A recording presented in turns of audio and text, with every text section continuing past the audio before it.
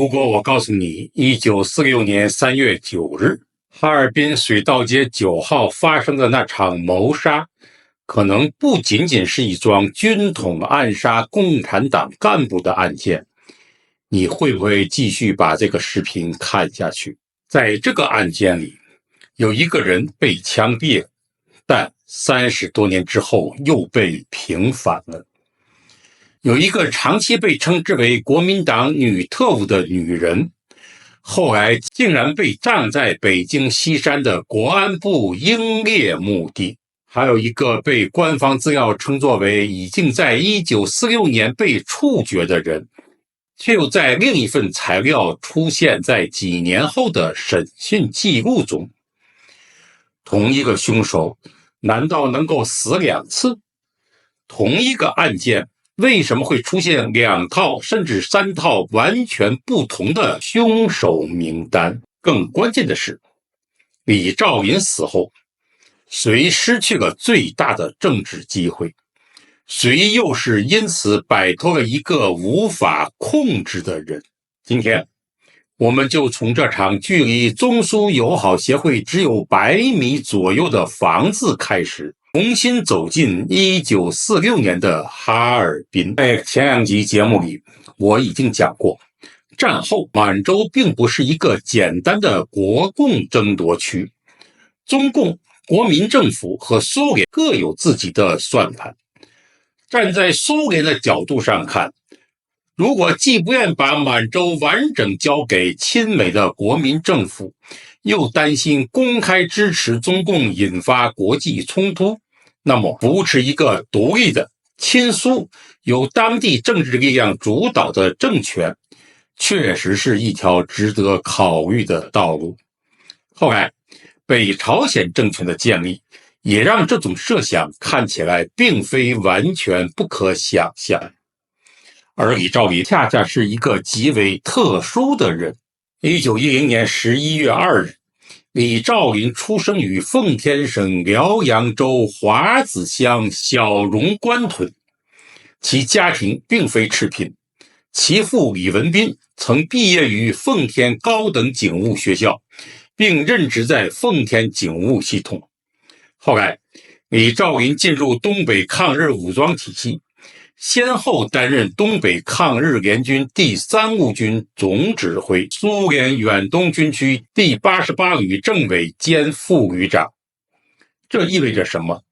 意味着李兆麟並不是一個只與中共中央發生關係的普通地方幹部，他長期處於東北抗聯、蘇聯遠東系統、地方政治力量和中共組織之間的交叉地帶。而真正讓局勢變得危險的是1945年日本投降以後，按照中共的敘述，李兆麟後來出任濱江省政府副主席，並在1945年11月成為東北局北滿分局政委。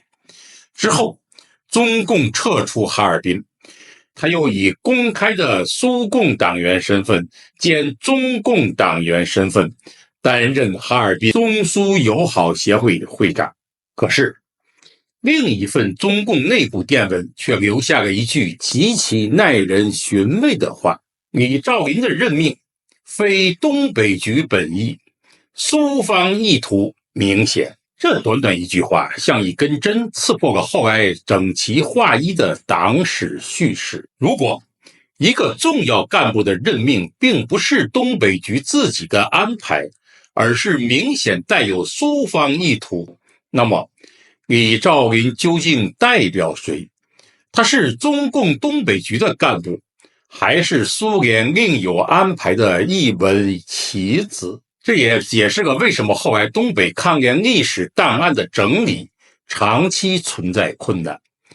東北軍區在整理抗聯和中共東北黨史時，甚至提出了必須要先在抗聯幹部中統一思想，並由中共中央對東北黨和抗聯歷史做出結論。為什麼歷史還需要先統一思想才能寫下去呢？這是因為很多人的身份認同問題，這些身份認同並沒有後來教科書裡寫的那麼簡單。大部分抗聯人員長期接受蘇聯訓練、編制和指揮，更有人傾向於把自己理解為蘇聯體系中的革命軍人，而不是單純的中共幹部。也正是在這個背景下，李兆麟的政治分量迅速上升。國民政府方面對李兆麟的態度也沒有後來宣傳中的那麼簡單。曾隨哈爾濱市長楊作安工作的陳繼營回憶，楊作安對李兆麟的評價相當正面，認為他有感情、有國家觀念和地方觀念，說真話，辦事乾脆。張啟傲在1945年12月電報中更直接指出，李兆麟若不安插，省市行政均有困難，並主張給他適當的位置，以便爭取其部隊。請各位觀眾注意這個細節，如果國民政府內部確實有人準備爭取、安置，甚至收編李兆麟，那麼李兆麟對於國民政府而言，就不是一個必須除掉的共產黨要人，他可能還是一個可以拉攏的東北地方實權人物。而1946年3月11日，國民黨高官張家傲在日記中對李兆麟遇刺表示深為焦慮，他擔心的不只是治安，而是蘇聯會如何解讀這場暗殺，以及這件事是否會直接破壞國民政府接收哈爾濱的計劃。換句話說，李兆麟的死亡對當時正在接收哈爾濱的國民政府而言，至少在政治效果上並不是一件好事。那麼問題來了，如果一樁謀殺的直接結果是讓被指控的那一方政治上更加被動，甚至可能破壞他正在推進的戰略計劃，我們是不是應該重新審視真正的受益者究竟是誰？現在我們進入這樁案件最著名的官方版本。按照長期流傳的中共敘述，戴笠在日本投降以後，派張伯生到東北建立軍統特務網。所謂的滨江本組的重要任務之一，就是收集情報並暗殺中共要人，而李兆麟名列黑名單前列。故事隨後就變得像一部諜戰電影。1945年10月，軍統投毒失敗；11月，綁架失敗；12月8日，埋伏刺殺又出了烏龍，誤殺了與李兆麟體態相似的哈爾濱日報社總務部部長李軍。接下來，據說又有人準備直接闖入中蘇友好協會行刺。還有一個外號雲中雁的土匪潛伏到李兆麟臥室窗前，被蘇軍哨兵發現，2支衝鋒槍同時開火，當場被擊斃。甚至還有一次，李兆麟在馬迭爾飯店劇場講話，突然現場斷電，特務趁黑衝上講台，結果燈再亮時，人已經不見了。1次、2次、3次。如果把這些說法全部相加，李兆麟似乎已經躲過了10多次暗殺。這樣的說法可信嗎？但這恰恰又制造了一個更大的疑問：一個已經連續遭遇多次暗殺的人，會不會在沒有任何戒備的情況下，被一個普通邀約輕易引到陌生住處？會不會讓警衛和司機留在遠處，自己獨立走進一個房間？官方故事給出的答案是一個女人，這個女人叫孫格玲。在流傳最廣的版本裡，她被描述成了李兆麟已故警衛連長孫彪的女兒。孫彪曾在戰鬥中救過李兆麟，因此李兆麟對孫格玲天然的信任。後來，孫格玲又成為哈爾濱市市長楊作安身邊的秘書兼俄語翻譯，並逐漸向李兆麟提供情報。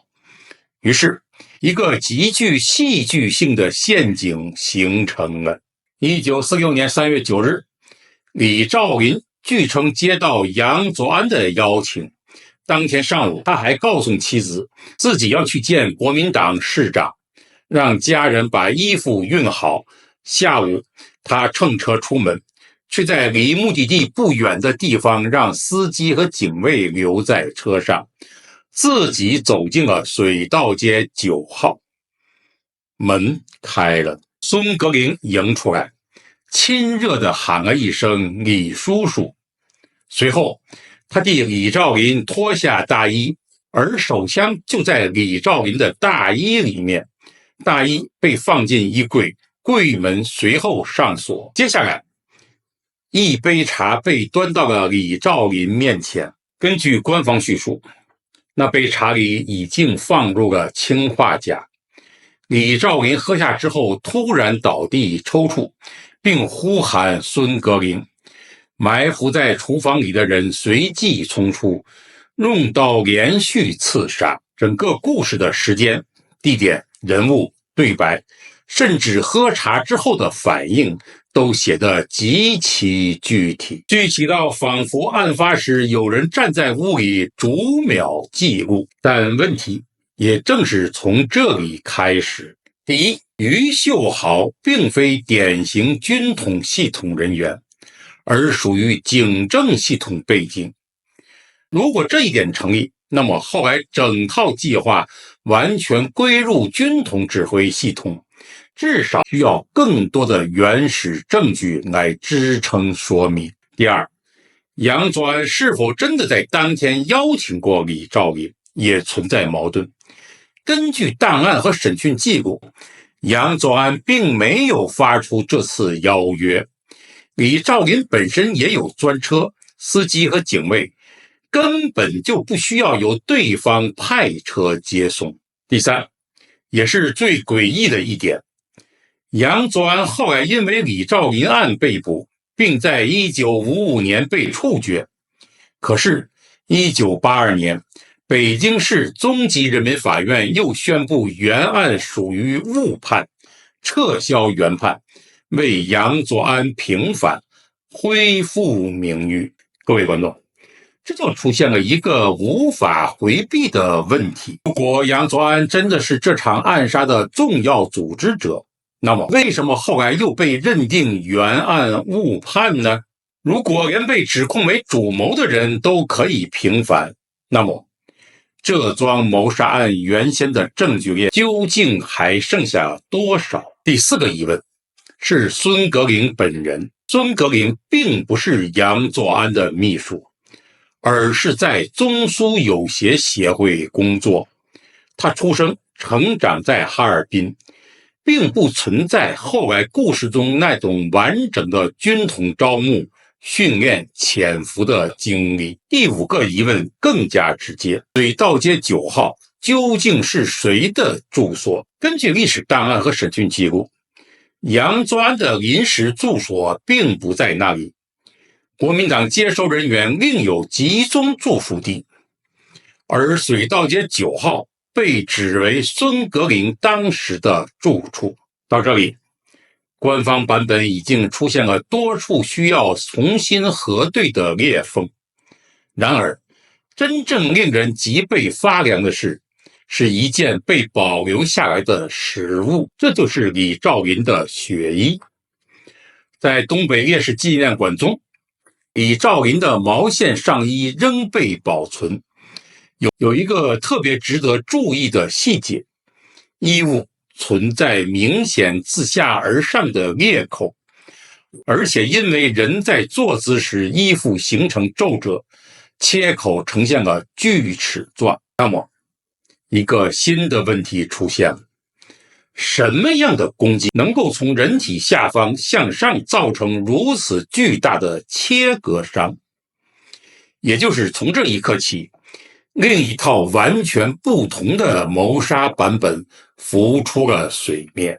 在天津的一份秘密檔案中，發現了一份天津軍管會的審訊材料，材料中的人物叫嚴宗章，其自述稱他是吉林懷德人，曾任滿洲國江上軍上尉。1945年被蘇軍抓捕，隨後又被蘇軍情報系統要求進入國民政府軍統在哈爾濱的組織，並在1946年1月進入中共東北局敵工系統。如果這份材料真實，它意味着一個人的身份可能同時橫跨滿洲國軍、蘇聯情報系統、軍統和中共敵工部門。這已經不是普通的雙面間諜，而是一個真正意義上多重身份的人物。根據嚴宗章的口述，李兆林之死被描述成為一個極其駭人的機關殺人局。審訊記錄顯示，孫格林是中蘇友好協會的中俄混血女職員，嬌媚動人。李兆林對她產生興趣，並百般挑逗。孫格林將此事告訴了男友嚴宗章，嚴宗章隨後把情報報給了陳雲。中共特工鼻祖陳雲要求利用孫格林把李兆林約出來。孫格林到底是如何相貌出众？我很高興地告訴大家，我們找到並非常出色地復原了孫格林當年的相貌。我們在這裡就可以看到孫格林的真實的面貌。在當時，李兆林與中共並不住在一起，中共事先知道李兆林好色，會單獨秘密約會孫格林，而且知道李兆林進屋後習慣坐在哪個位置，於是在這個沙發下面就安裝了彈簧鍘刀，人一坐下，機關就被觸發，刀刃自下而上彈起，人就被劈成了兩半。李兆林就這樣慘死於刀下。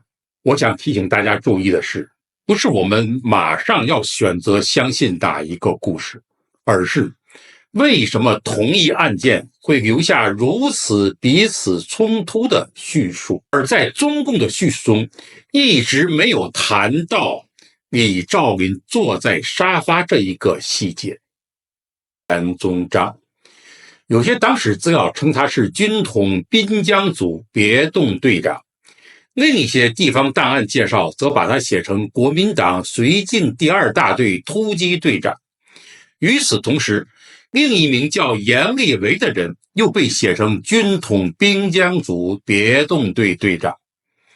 問題再次出現了，嚴宗章和嚴立維到底是不是同一個人？1946年7月23日，人民日報轉載新華社消息時稱，該案由軍統別動隊隊長嚴宗章主持，嚴宗章、何世英、劉文生等共同策劃，並利用女特務接近李兆林。一些地方志資料又稱，案件侦破後，嚴宗章等人被捕，何世英、孫格林等人逃脫。可隨後又出現了一個更荒誕的時間矛盾。如果某些後來的黨史材料所說屬實，嚴宗章、劉文生在1946年已經被判處死刑，並立刻執行。那麼，為什麼在另外的黨史檔案中又會出現1949年以後被捕、審訊、送返哈爾濱槍斃，甚至還有在天津釋放的嚴宗章記錄？同名、化名、檔案誤記，還是有人故意把兩個不同身份的人疊在了一起？歷史到了這裡，已經不再是一條直線，而是像一間裝滿鏡子的房間。你每往前走一步，就會看到另一個完全不同的倒影。而這還不是最令人不安的部分。楊宗安被處決以後，他的兒子楊文琦用了多年的時間為父親申冤，最終等到了1982年的平反。可是1994年10月15日，杨文琦在福州一家宾馆自盡。親屬轉述的解釋是，他無法接受後來查到的歷史真相給他帶來的衝擊。為什麼？是什麼歷史材料給他帶來了如此大的衝擊？原來楊文琦在後來又查到了嚴宗章在哈爾濱的住所，馬家溝河溝街10號。嚴宗章的家竟然位於中共東北局敌工系統辦公樓的樓上，也是中共東北局敌工部幹部的宿舍，而水道街9號也是東北局系統使用的安全屋之一。這2點得到檔案確認後，案件的空間關係就發生了巨大的變化。原先被描述成國民黨特務秘密據點的地方，竟然是中共地下情報系統的機關和所在地。原先被描述成國民党女特務的孫格林，也可能具有完全不同的身份背景。根據此線索，楊文琦又查到了孫格林这個人的真實身份。孫格林祖籍山東葉縣，父親早年闖關東，來到了滿洲，跟俄國人打交道，做邊貿生意。發達之後，娶了一個沙俄軍官的女兒，生下了混血女兒孫格林。孫格林作為中俄混血女兒，自然有着俄國人的長相，皮膚是白的，眼睛是藍色的，但是頭髮是黑的。孫格林生在滿洲，長在滿洲，其父是蘇共黨員兼中共黨員，後來被蘇共召回到蘇聯伯利開會而失蹤。所謂的孫格林是李兆林警衛連連長的女兒，純粹是掩人耳目的謊言。最具衝擊力的是，孫格林1983年病逝於北京，並被安葬在與國家安全系統有關的北京西山中共國安部英烈墓地。一個長期被公開敘事稱為國民黨女特務的人，為什麼會獲得完全相反的深厚待遇？這不是一個可以輕易忽略過的問題。現在我們再把視線拉回到李兆林本人。1937年，李兆林與金真順結婚。金真順是朝鮮族人，後來又改名為金伯文。李兆林在蘇聯遠東第88旅時期，又長期與金日成一家生活在一座房子裡，兩家各住一間，長達4年之久。這段經歷使李兆林與蘇聯遠東系統之間的聯繫更加值得重視。於是，整樁案件最後留下一個比誰拿刀殺人更大的政治問題：李兆林的死改變了什麼？如果蘇聯當時確實考慮過在滿洲建立一個相對獨立、親蘇、由東北本地政治力量掌握的政權，那麼李兆林的死亡就意味着這一個方案失去了一個重要的人選。而從1946年以後實際發生的歷史看，蘇聯最終沒有在滿洲複製一個與北朝鮮完全相同的政治結構。李兆林死亡之後，蘇共中央只能放棄了在滿洲建立獨立的親蘇政權的計劃，不得不放出了被關押在遠東的關東軍將士和滿洲國官兵，讓這些雄師加入到了林彪部隊，讓林彪部隊在4個月期間成為遠東地區最強大的軍事力量。林彪部隊取勝並不僅僅是獲得了關東軍大量的武器，更重要的是他獲得了40萬關東軍官兵和20萬滿洲國軍官兵。他最終依靠這股力量打敗了國民黨，佔領了全中國。中共軍隊迅速在東北擴張，最終改變了整個中國內戰的力量對比。至於李兆林之死是否直接導致這一戰略轉變，目前僅憑所找到的材料，還不足以做出確定完整的因果結論。但有一點可以確定，這場死亡發生在極其敏感的一個歷史節點上。蘇軍尚未完全撤離，國民政府試圖接收哈爾濱，中共正在爭奪東北滿洲，蘇聯又在計算自己的遠東利益。任何一個處在多方交叉地帶上的人，都可能在一夜之間從重要人物變成危險人物。李兆林就是這樣一個人。所以這一集真正要追問的，不只是李兆林到底怎麼死的，我們更應該追問的是，為什麼關於他的死亡會出現如此多彼此衝突、相互排斥的版本？是誰更早定義了這個案件？後來又是誰修改了這個案件？哪些人被處決？哪些人被平反？哪些人的身份在幾十年後依然說不清楚？歷史最可怕的地方，不是沒有答案，而是答案可能早就存在，只是被埋在不同的檔案、不同的立場和不同的敘述之間。一個人可以被塑造成兇手，也可以在幾十年後恢復名譽。